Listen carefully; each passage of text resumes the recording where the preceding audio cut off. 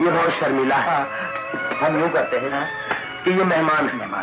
یہ آج پلنگ پہ سو جائے اور ہم دونوں زمین پہ. منظور. دل ہوا مجھ سے بیگانہ سمجھے نہ کوئی دیوانہ اکھیاں چرائے. انقلابی کے ساتھ میں ہوں شاہد نذیر چودھری. آسیہ اور رنگیلا کی زندگی کا ایک بڑا دلچسپ واقعہ آپ کو میں سنانے لگا ہوں. یہ تو آپ کو معلوم ہے، اچھی طرح بات یہ جانتے ہیں کہ بعض اوقات فلم کی ریکارڈنگ کے دوران بڑے دلچسپ واقعات بھی رونما ہوتے ہیں. یہ بھی کچھ ایسا ہی واقعہ ہے، لیکن اس کے پیچھے ایک اور کہانی ہے، اخلاقیات کی کہانی ہے، ظرف کی کہانی ہے اور ایک دوسرے کا لحاظ رکھنے کی اور شرافت کی ایک کہانی بھی چھپی ہوئی ہے. لیکن کچھ مجبوریاں بھی ہیں، اور ایسی مجبوریاں عام طور پر ہدایت کار اور سین جب کوئی ڈیولپ کیا جاتا ہے اور سچویشن بنائی جاتی ہے تو اس کے مطابق بھی پھر اداکار کو مجبور کیا جاتا ہے کہ وہ اس پر عمل کرے. اور اسی موقع پر بہت سارے ایسے واقعات بھی رونما ہوتے ہیں، اور اس کے لیے ہی ڈائریکٹر کو، رائٹر کو ہر وقت، اور جو منظر نگاری کرتا ہے اس کو اپنے ساتھ رکھنا ہر وقت ریکارڈنگ کے لیے ضروری ہوتا ہے. اور یہ بھی ایک ایسا ہی واقعہ ہے جس کو بڑے ہنس مکھ انداز میں اداکار کبھی جو تھے یاد بھی کیا کرتے تھے اور بتایا بھی کرتے تھے. جب کبھی وہ ہمارے ہاں فیملی میگزین میں تشریف لایا کرتے تھے میرے مینٹور علی سفیان افاقی صاحب کے پاس، انہوں نے بھی ایک فلم پروڈیوس کی تھی اور فلمیں بھی کی، لیکن ایک فلم تھی بے ایمان جس میں رنگیلا اور آسیہ کے ساتھ خود انہوں نے بھی ایکٹنگ کی تھی. اور آج کی ویڈیو کے شروع میں جو آسیہ کا ایک ایسا گانا جو انہوں نے کبھی کے ساتھ فلمایا گیا تھا، بڑا زبردست ایک گانا تھا. اس فلم میں آسیہ کے بنیادی طور پر ڈبل رول تھا اور بڑا دلچسپ اور بڑی خوبصورت کہانی تھی، اور یہ فلم بھی جو تھی بڑی کامیاب رہی، گانے اس کے بڑے سپر ہٹ رہے. لیکن اس فلم کے اندر ایک سین تھا جس میں آسیہ نے ایک لڑکے کے روپ میں اپنا وقت جو ہے وہ رنگیلا صاحب کے ساتھ گزارنا ہوتا ہے، ساتھ ان کے نرالا ہوتے ہیں، تینوں کے ساتھ سچویشن ایسی دلچسپ بنتی تھی کہ بہت زیادہ لافٹر بھی اس پر آیا کرتے تھے اور بڑے ہنسی مذاق میں یہ سین سارے کے سارے ہو رہے تھے. لیکن ایک سین ایسا تھا جس میں بڑی سچویشن عجیب سی ہو گئی. یہ جیسا کہ میں نے آپ کو بتایا کہ بہت سارے لوگوں کو پتہ ہے کہ سچویشن کے مطابق رائٹر کا وہاں پر ریکارڈنگ کے دوران ہونا بڑا ضروری ہوتی ہے. بعض اوقات ایسا ہوتا ہے کہ کوئی سین اتنا کمپلیکیٹڈ ہو جاتا ہے، کوئی پیچیدگی پیدا ہو جاتی ہے اور سچویشن بھی بدلنا پڑتی ہے، تو اس کو ڈائلاگ بھی بدلنا پڑتے ہیں. اگر اس نے ڈائلاگ لکھے ہوں یا کہانی کے اندر نیا ایک موڑ پیدا کرنا ہوتا ہے، یا پھر جس نے منظر لکھے ہوتے ہیں یا پھر جس نے مکالمے لکھے ہوتے ہیں، ان سب کو مل کر اس سچویشن کو نارمل کرنا ہوتا ہے تاکہ ریکارڈنگ ہو جائے. اب سچویشن ایسی تھی کہ اس سین میں چونکہ آسیہ ایک لڑکا بنی ہوتی ہیں اور ان کے ساتھ رنگیلا اور نرالا صاحب ہوتے ہیں، سونے کے لیے ان کے پاس ایک ہی چارپائی ہوتی ہے. پہلے رنگیلا صاحب اور نرالا صاحب چونکہ اکٹھے رہتے ہیں، پھر ان کی زندگی میں آسیہ بیگم ایک لڑکے کے روپ میں ان کے پاس آتی ہیں. ایک کمرے میں اس کو مجبوری ہے رہنا ہے، تو اس کو ایک کم سن لڑکا ہی سمجھتے ہیں. تو اس میں سچویشن کے مطابق تقسیم اس طرح ہوتی ہے سونے کی، اور نرالا صاحب کہتے ہیں کہ تم چارپائی پر سو جاؤ، اور رنگیلا صاحب جو ہیں تمہارے ساتھ چارپائی پر سو جاتے ہیں اور نرالا صاحب نیچے سو جائیں گے فرش پر.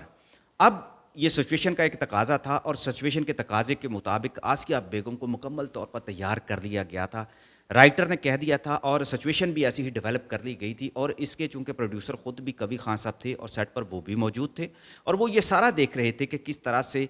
جو ڈائریکٹر ہے اور جو رائٹر ہے آسیہ بیگم کو موم کر رہے ہیں، بتا رہے ہیں کہ وہ لڑکے کے روپ میں ہیں، لہٰذا اس وقت ان کا سارا رویہ جو ہے ایک لڑکے کی طرح، ایک مرد کی طرح ہونا چاہیے. کیا ہو جائے گا اگر وہ رنگیلا کے ساتھ یہ سین ریکارڈ کروا دیں اور ان کے ساتھ سو جائیں. رنگیلا صاحب کا احترام بہت زیادہ کیا کرتی تھی آسیہ، کیونکہ رنگیلا صاحب نے ہی ان کی زندگی کو بنانے کے لیے ان کی زندگی کا ایک سپر ہٹ گانا تھا یہ چمپا اور چنبیلی. ان کی ایک فلم تھی دل اور دنیا. یہ گانا جو تھا آسیہ بیگم کی زندگی بنانے والا تھا، اور اسی فلم کے بعد آسیہ کو بہت زیادہ عروج اور مقبولیت جو حاصل ہوئی تھی، اس لیے وہ یہ سمجھتی تھی، رنگیلا صاحب کو اپنا مینٹور بھی کہا کرتی تھی، انہیں اپنا محسن بھی سمجھتی تھی، اور یہ سمجھتی تھی کہ رنگیلا صاحب جو ہیں ان کے ساتھ کبھی زندگی میں کوئی ناانصافی نہیں کریں گے، کبھی بدتمیزی نہیں کریں گے، کبھی اس طرح کا ہیرو بننے کی کوشش نہیں کریں گے جس طرح عام طور پر بہت سارے ہیروز کر جاتے ہیں اور ہیروئن کی مجبوری اور اس کی کمزوری کا فائدہ بھی اٹھاتے ہیں. آسیہ بیگم کے ساتھ خیر تقریباً سبھی ہیرو کا بڑا اچھا سلوک رہا اور وہ خود بھی بہت اچھی تھی. اب آسیہ بیگم کو ایک طرح سے منا لیا گیا اور نرالا صاحب اس کا بڑا مزہ لے رہے تھے. ابھی رنگیلا صاحب کا سٹائل یہ ہوتا تھا کہ جب وہ سیٹ پر آتے تھے اس وقت ان کو ڈائلاگ بتائے جاتے تھے، سچویشن بتائی جاتی تھی. بعض اوقات کسی پریشر کی وجہ سے وہ بکھلاہٹ کا شکار بھی ہوتے تھے اور ان کی بکھلاہٹ بڑی مشہور ہوا کرتی تھی. اب اس میں سچویشن ایسے آ گئی کہ جب وہ رائٹر کے پاس گئے، ڈائریکٹر کے پاس گئے اور کہنے لگے کہ بتائیں میرا کون سا سین ہے، میں نے اگلے سیٹ پر جانا ہے اور مجھے جا کر ریکارڈنگ کروانی ہے، جلدی سے بتاؤ۔ وہ کہنے لگے کہ آپ ایک سین ہے کہ آپ نے آسیہ کے ساتھ سونا ہے۔ کہتے اچھا، اور آپ نے اس کے ساتھ لپٹ کے سونا ہے۔ اچھا،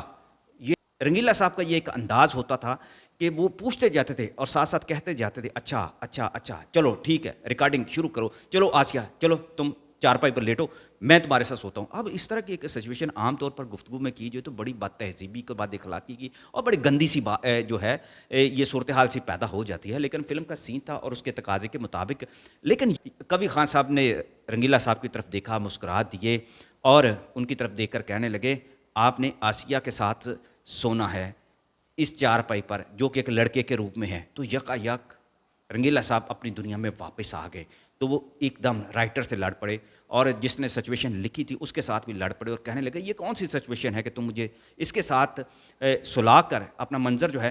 وہ ریکارڈ کرنا چاہتے ہو، تو اس منظر کو تبدیل کر دو۔ اب رائٹر کو سمجھ نہیں آ رہی تھی کہ میں منظر کو کیسے بدلوں، یہ پوری سچویشن کیسے بدلی جائے۔ تو رنگیلا صاحب نے خود پھر اس کے مکالمے بھی لکھے اور اس کا منظر بھی بدلا اور کہا کہ اس کی سچویشن ایسے بدل جو کہ یہ ہچکچا رہی ہیں، چونکہ ان کے اندر تو ہے تو ایک عورت، اور یہ بھی ایک نیچرل ہونا چاہیے کہ اس کے اندر ہچکچانے کا جو ہے تاثر ہونا چاہیے، کیونکہ اس کے اندر ایک شرمیلی عورت موجود ہے جو مجبوری میں ایک لڑکا بنی ہوئی ہے، تو لہٰذا اس سچویشن کو اس طرح سے کرو کہ آسیہ کے سارے تاثرات اس میں آئیں اور اس میں پھر ہم کہیں گے چلو یار یہ تو ہماری آج مہمان ہے، تو آج مہمان کے طور پر یہ چارپائی پر اکیلی سو جائے اور ہم دونوں دوست جو ہے نیچے اکیلے سو جاتے۔ اتنی خوبصورتی کے ساتھ رنگیلا صاحب نے اس سچویشن کو ٹیکل کیا اور یہ ریکارڈنگ بھی پھر اسی طرح ہوئی۔ رالا صاحب اس سچویشن پر رنگیلا صاحب سے کہنے لگے کہ آپ نے تو ایک اچھا موقع اپنے ہاتھ سے ضائع کر دیا۔